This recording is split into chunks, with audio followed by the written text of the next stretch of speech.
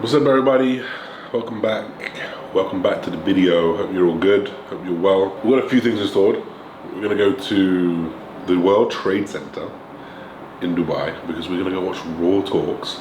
Cbum is here in Dubai, which is crazy, and I think I'd never seen the guy before. Obviously, I've trained with Ian. I've seen Melissa. I'm friendly with Ian, but I've never crossed the boundary to greatness. I've never seen the man himself. When we saw that pop up, I think we were in Canada actually.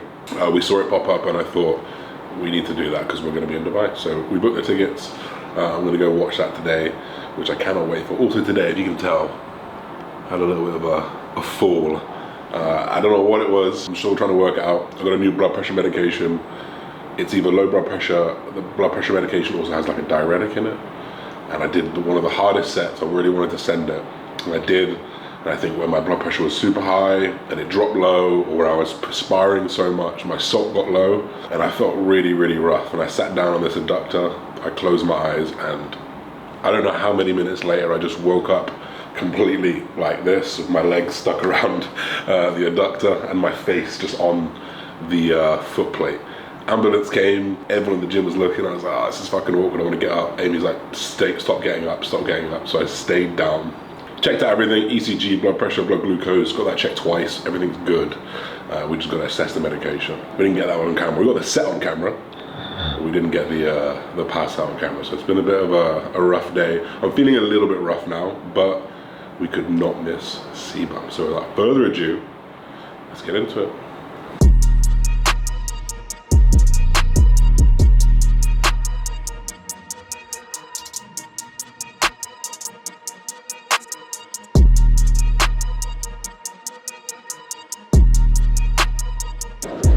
We're gonna see him.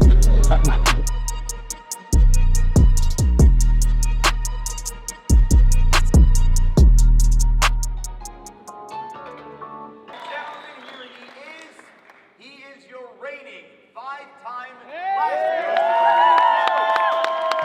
Ladies and gentlemen, Chris.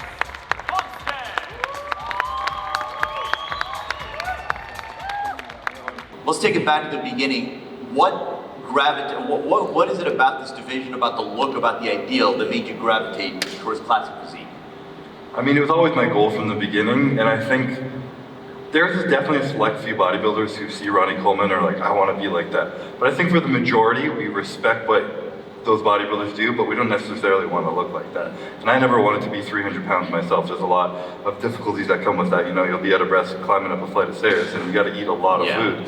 I already feel like I have to eat a lot of food now, so it wasn't ever a goal of mine to be that big, and being 6'1", I'd have to be about 300 pounds in my off season to be competitive.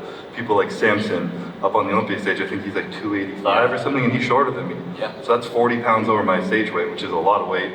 But the people I looked up to were some of the people like, you know, Arnold, of course, but also like Barry DeMay, Frank Zanes, some of the old school bodybuilders, and that was the look that I wanted to achieve and try and make an even better version of myself. So when the division came out, it felt like it was perfect for me. It was, like you said, I didn't want to be in men's physique, I wanted to be a little bit bigger than that, I wanted to be able to pose fully, but I didn't want to be in bodybuilding, so it felt like it was just lined up perfectly for me, and I was just right time, right place, where it lined up, it fit my physique, it fit my weight, and it all was a nice little journey since. The sport is evolving forever. It's chasing after me right now, but eventually it will grow past me. And I hope that's when I retire. I'm gonna do everything I can to retire and then it can move past me.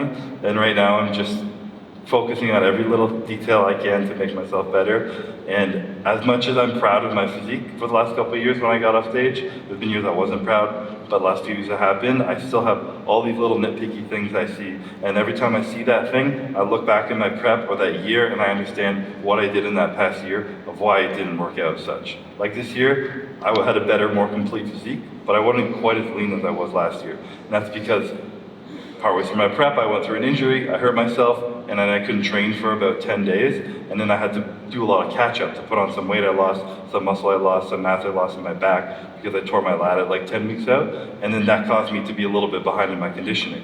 But I still brought a package I was proud of, but I understand if I have that better physique, and I also don't have the injury, and I can make myself leaner, I'm gonna be even better next year. So it's constantly just looking backwards, understanding what you can improve on next year, still being proud of what you've done, but understanding there's room for improvement, and applying that as best as possible in the future. and you are my dream man, like everybody sitting over here. Your dream man. Yeah, my dream man. Don't tell your girlfriend You're that. same of my age, but you are 120% more better physique than me, and how it wouldn't be like my dream man? So you mean he's your ideal as a Exactly, in short. Exactly, in short. Hi Chris, my name is Josh, I'm from the UK. First of all, it's a privilege to have you here, it's a privilege to be able to ask you a question as well. I'm trying to achieve a fraction of what you can and what you have done, preferably like 1/5 would be great. But I'm someone, I've got the discipline, I've got the love for the sport, I've got what I feel is the ingredients. One of the things that I suffer with the most is self-doubt. And I've obviously got things in place to try help me in those situations, but I'd love a little bit of advice from you, what you do in those times of self-doubt. I know you've touched a little bit already, but I'd love to hear from you. I mean, it's definitely a multitude of things that can continue to help you. I think, as I was saying to that gentleman there, is like the doubt in yourself, is it coming from a point of self-worth? Is it coming from a void in yourself that you're trying to use your success to fill? And understanding why, like where that doubt comes from, is a good start. There's something from your past that made you feel like you weren't good enough as a man, as a human being, or anything, and then this success will make you good enough, and then healing that wound from the past and understanding that it's unrelated to any of your success. I think that's something very important that could be coming back from childhood, teenagehood, anything. I don't really know your story, but for myself it was kind of similar as such. Obviously surrounding yourself with really good people who believe in you, I think, is one of the most biggest cheat codes in the world. They say not to ask for a lighter load in life, but stronger shoulders, and I always say that it's even better to have a better support crew to help you carry that load, because infinitely, if they believe in you infinitely, when you lack that belief in yourself, it can fill you back up with it. And then beyond that, understanding that you have to earn that belief in yourself after a while. It's very normal. When you're 16, 18 years old, and I was going to compete at the Olympia, I doubted the shit out of myself, but I should have. You know, no one should have believed in me until I proved that I could. There's a lot of stuff now that I've been through, and I always say this with my wife.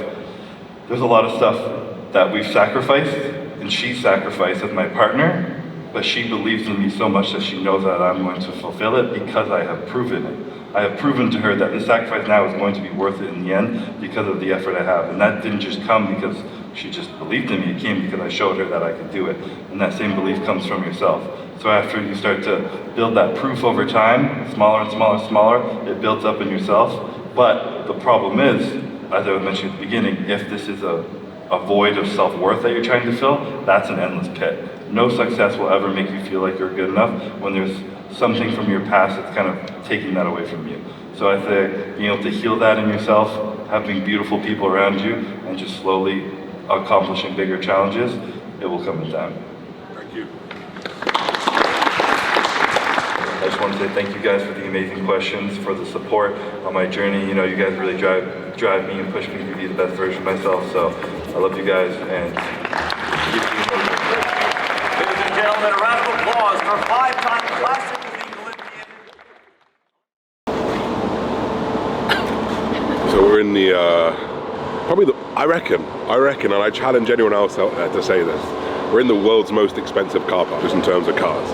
Every single time you come here at this front, there's either a Urus, here's a classic Porsche today, we've got the Bentley over this side, the Corvette here, the G-Wagon in the corner, or this fucking souped up G-Wagon. Blacked out.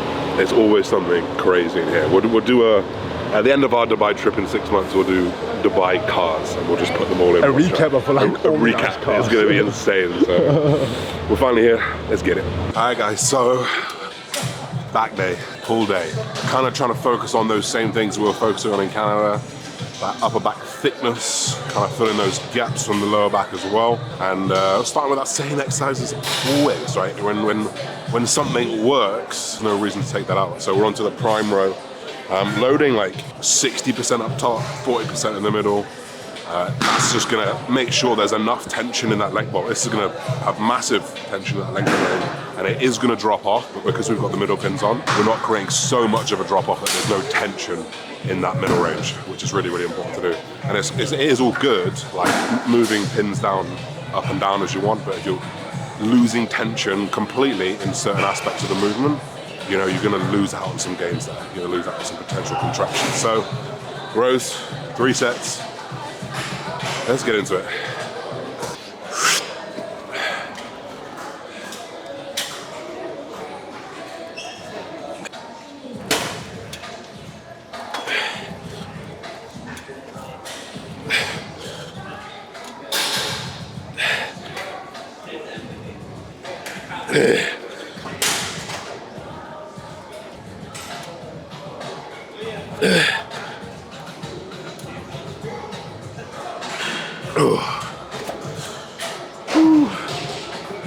Putting those rep ranges 10 to 15. If you can do the same weight on that second set as the first set and the same reps, you ain't training hard enough, my boys and girls and days and eyes. So I'm gonna make sure that I drop the weight each set to stay within that rep range. Simple.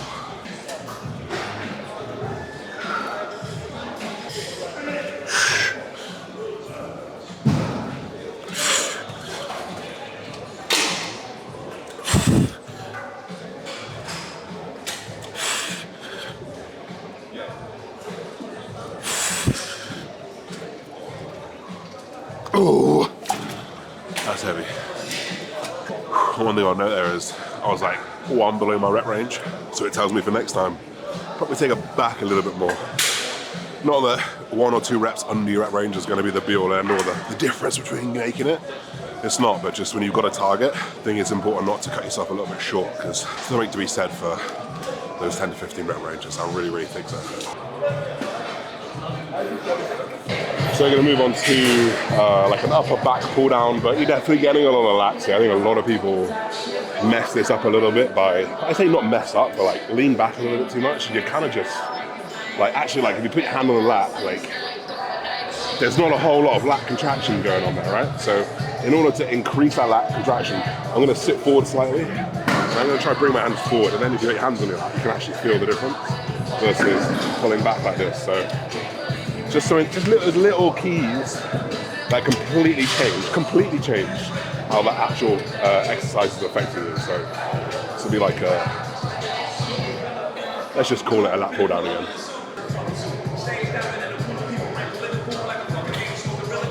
It's horrible. That is not the one.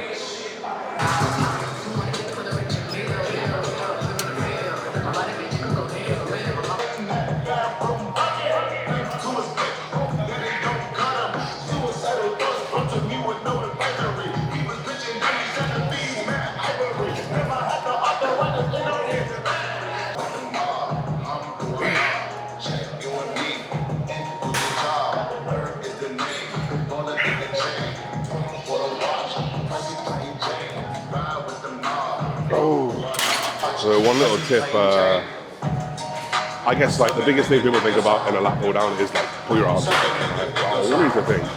Well, yes, pull your arms down. That's what your feet are doing.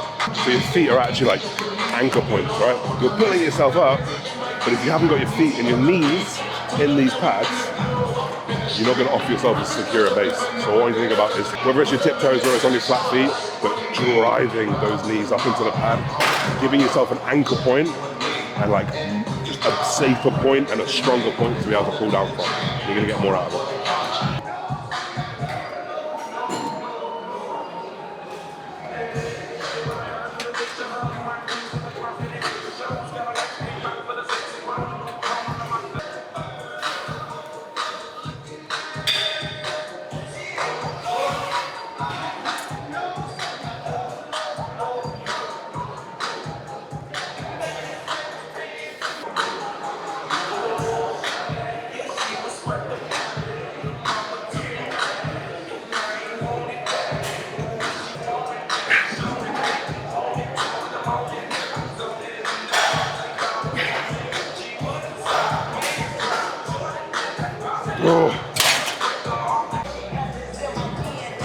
Alright, so pretty big upper back movement, kind of like low to high, pretty big upper back movement, high to low.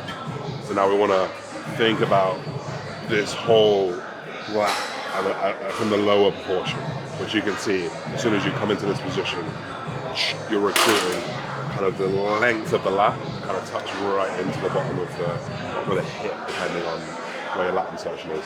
We're on this Nautilus Nitro Evo row. It actually is made as a dual row, but I'm just going to like put one of them to the side. And I'm just going to line up one at a time, I think. One at a time for rows. Not only can you get more extension on one side, because you can't like both do this. You can, but it's not super comfortable. You can also kind of get a little bit further back as well on one side. So I do think when it comes to like this middle to low row, high to low row, I'd be hard to say that two arms are better than one. So if you can, you know.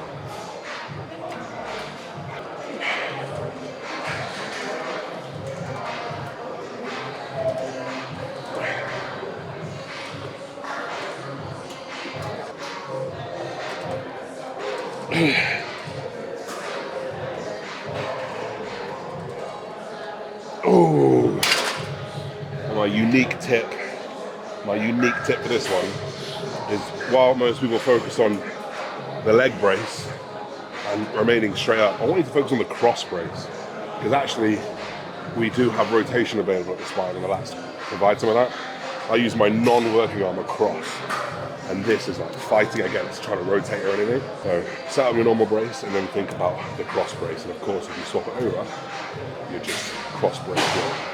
That's something that No Switch Fitness taught me, so shout out to him.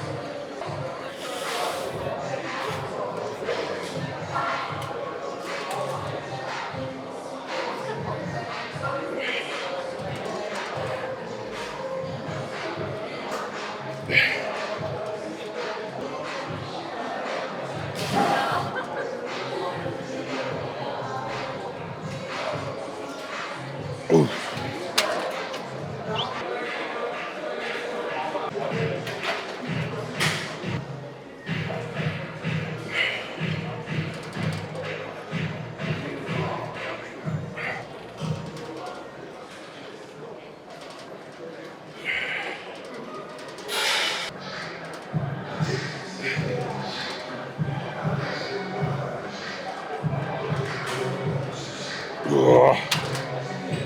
Oh man, I'm fucked.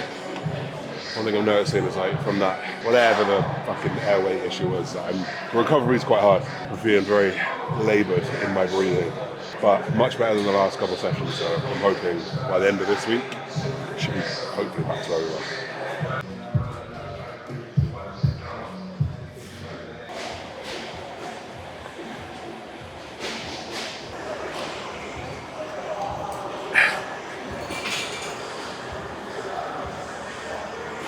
Ooh, so I said this in the video maybe 2 or 3 ago. Just changed like my first big bicep movement to single arm. I think the reason why maybe a lot of people should do this is because they have one awkward arm.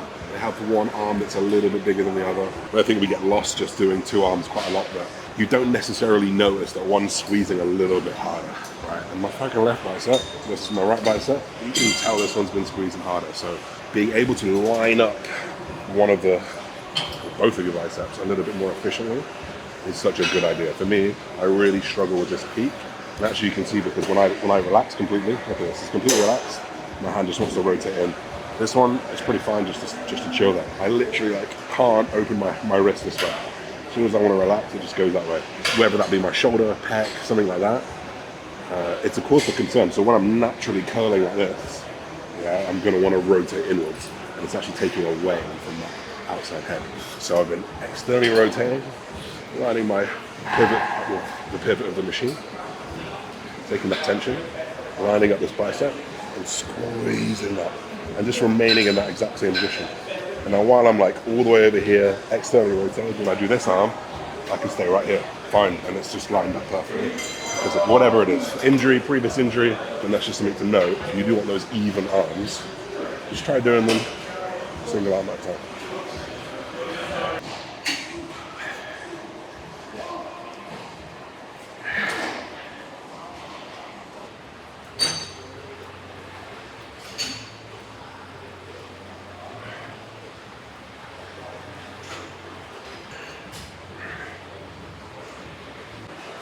So whenever you do biceps, or triceps actually, but we're going to talk about biceps today, you want to think about doing an exercise with your elbow forward. It's going to work that peak quite well. And then you want to think about doing an exercise with your elbow backwards, which is going to work. It's actually going to work the peak as well, but it's going to work the bicep in a lengthened position a little bit more. There's a lot of good research out at the moment to say that working through those lengthened ranges is actually very, very, very good for hypertrophy. So there's a lot of people doing like lengthened partials at the moment, which you've got to do safely because it's actually a weak position for the arm as well. You can imagine how much stress that's putting on this bicep tendon. So while yes, some partials might be fine, just be mindful of working in those extreme ranges. So on this set, I'm gonna fucking take it the whole way there. I'm gonna do a Sam Sulek on this motherfucker and take it the whole way there.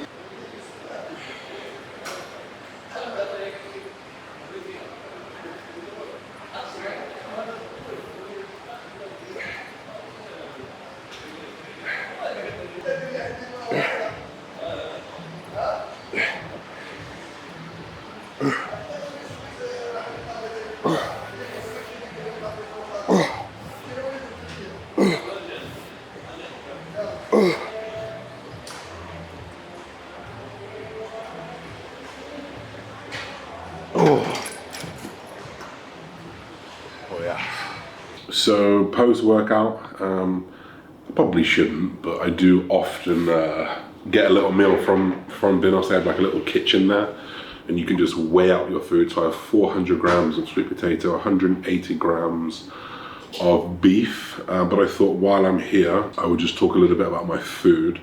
So we have made a few changes. Like I said earlier, like my appetite is just buried. So I have like relayed that to John. Like I can fight through it. Like I can and gag on some food and feel pretty shit eating it. I have digestive issues from doing that. You know, that's kind of what we do sometimes. But we just actually pull down food to try and make it a little bit more manageable. So I eat about 4,000 calories on my training days, which is about 340 protein, about 500 carb, and about 60 fat. And then on my non-training days, I'm down to about 3,500, which is like a godsend at the moment. I have about 325 protein, 350 carb, and 90 fat.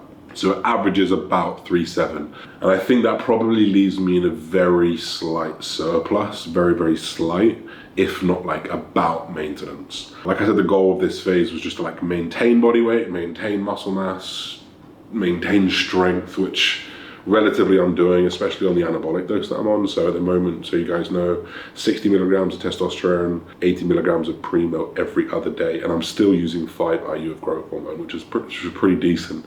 I think the days of true TRT might well be over. I think as long as I can recover on a little bit higher, we mean recover in terms of blood work wise, I think that's probably what we'll do. I think, you know, when your goals lie super physiological, you might end up having to take those extra risks versus rewards. So that's kind of a summary of drugs and kind of where food is at. We'll see you in the next clip.